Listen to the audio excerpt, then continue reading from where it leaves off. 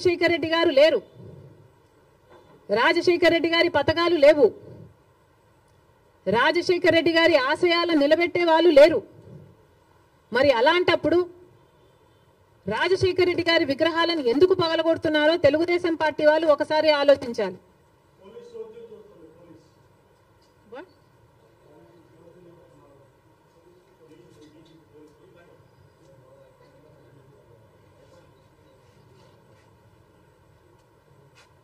రాజశేఖర రెడ్డి గారిని ఆయన ఆశయాలని నిలబెట్టే వాళ్ళే అయితే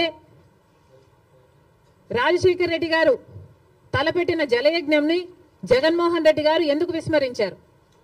రాజశేఖర రెడ్డి గారు తన ప్రాణం కంటే ఎక్కువ నేను ఇందుకోసమే పుట్టాను, జలయజ్ఞం కోసమే పుట్టాను అని రాజశేఖర రెడ్డి గారు అంతగా జలయజ్ఞం కోసం తప్పిస్తే జగన్మోహన్ రెడ్డి గారు 6 నెలల్లో జలయజ్ఞం మొత్తం పూర్తి చేస్తానన్న జగన్మోహన్ రెడ్డి గారు కనీసం ఒక్క ప్రాజెక్టు కూడా ముట్టుకోలేదు.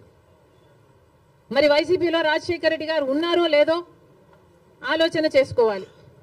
రాజశేఖర రెడ్డి గారి ఎంతో ఇష్టమైన ఫీజు రీయింబర్స్మెంట్ ఇలాంటి పథకాలకు కూడా వైసీపీ ఈ రోజు వరకు కూడా అధికారంలోంచి దిగిపోయే రోజు వరకు కూడా 4,000 కోట్లు బాకీ పడింది.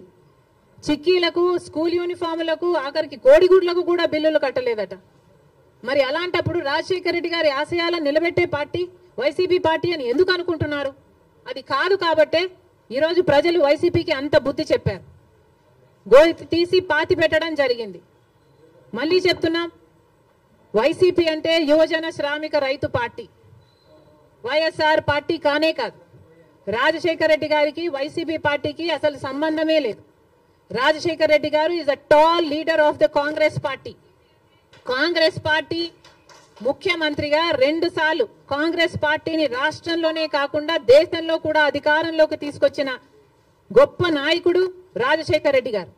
రాజశేఖర రెడ్డి గారు is a Congress man. He lived a Congress man and he died a Congress man. He was faithful to the Congress party, and as much as he was faithful to the Congress party was also faithful to Rajshekar Reddy garu, and 2 సార్లు ముఖ్యమంత్రిని చేసింది.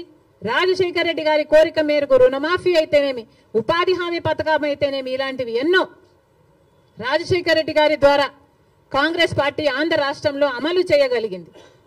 రాజశేఖర రెడ్డి గారు Congress party నాయకుడు కాబట్టే, Congress party సేవకుడు కాబట్టే, Congress party ఎలా ఆలోచన చేస్తుందో అలా ఆలోచన చేశాడు కాబట్టే అంత అద్భుతమైన పథకాలు, ఫీజు రీయింబర్స్మెంట్ అయినా, ఆరోగ్యశ్రీ అయినా, ఇందిరమ్మ ఇళ్ల పథకం అయినా, ఇలాంటివి ఎన్నో పథకాలు బీదవారి కోసం, అట్టడుగున ఉన్న వర్గాల కోసం రాజశేఖర రెడ్డి గారు చేయగలిగారు అంటే ఇవన్నీ కాంగ్రెస్ మ్యాన్ గా రాజశేఖర రెడ్డి గారు చేశారు. మళ్ళీ చెప్తున్నాం, ఈరోజు కాంగ్రెస్ మ్యాన్ గా రాజశేఖర రెడ్డి గారు నిలిచారు, బతికారు, అలాగే చచ్చిపోయారు.